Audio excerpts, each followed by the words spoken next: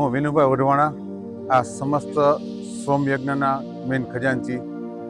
આયોજન રઘુનાથ બાવાનું છે, જેને લગભગ 10મો કે 15મો સોમયજ્ઞ છે. આને પહેલાં જુનાગઢમાં હતો અને ખાસ કરીને વિશ્વ શાંતિ માટે આ યજ્ઞ કરે છે.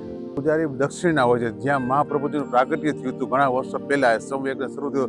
મોટાભાગના બધા સોમયજ્ઞમાં, આજ નહીં, બધા પૂજારી દક્ષિણા આવે છે, બ્રાહ્મણો દક્ષિણા જ હોય છે. આ તારીખનું આયોજન 21 તારીખે શોભાયાત્રા હતી, આજથી સવારથી શરૂ થઈ ગયું છે. 27 તારીખે 1 વાગ્યાની પૂર્ણાહુતિ થશે. ઘણા બધા યજમાન માટે ઘણા બધા પ્રકાર છે, જેમ કે વિષ્ણુ યાગ છે, પિતૃદોષનું નિવારણ છે, સંતાન પ્રાપ્તિ માટે છે. જે લોકોને જેમાં લાભ લેવો હોય બધા લોકોમાં લાભ લઈ શકે છે. મેઇન યજ્ઞ છે એ તો સવારના 8થી ચાલુ થાય, રાતના 8 વાગ્યા ચાલુ હોય. વિષ્ણુ યાગ યજ્ઞ છે એ લોકો 2 કલાકના ગાળા ગેપમાં હોય છે, 9 થી 11 હોય છે, પછી 1 કલાક ગેપ હોય છે, 10 થી 12 હોય છે, એ રીતે હોય છે. અને ભોજન મંડાણ જે કહેવાય પ્રસાદ માટે બંને ટાઈમ કોઈ પણ વ્યક્તિ આવે, કોઈ પણ જાતનો ચાર્જ ટોકન વગર અવરિત ચાલુ છે. સાંસ્કૃતિક પ્રોગ્રામમાં પુષ્ટિ ડાયરો, શ્રીનાથજીની ઝાંખી, ઢાઢીલા, રાતના 5 થી 6 પ્રોગ્રામ છે રોજને માટે એક.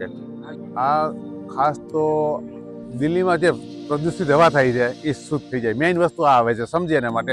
બીજું હિન્દુ સંસ્કૃતિ માટે ઉજાગર કરવા માટે આ સોમયજ્ઞ થાય છે. અને બીજું 100 સોમયજ્ઞ પૂરા થાય ત્યારે મહાપ્રભુજી મુજબ ભગવાનનું પ્રાગટ્ય થયું, એ આ સોમયજ્ઞ એ છે.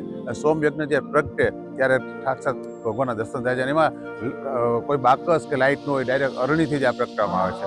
એમાં કોઈ લિમિટ હોતી નથી. જે આખા ભૂમંડળ 3 થી 4 દીક્ષિત બાવા હોય છે, જે લોકો મન પડે ત્યારે યજ્ઞ કરી શકે છે. લિમિટ કોઈ ન હોય. 100, 200, 500 ચાલ્યા જ કરતા હોય. એક જાતનો આ ધાર્મિક પ્રોગ્રામ છે આપણો, હિન્દુ માટે ઉત્તમ પ્રોગ્રામ કહેવાય.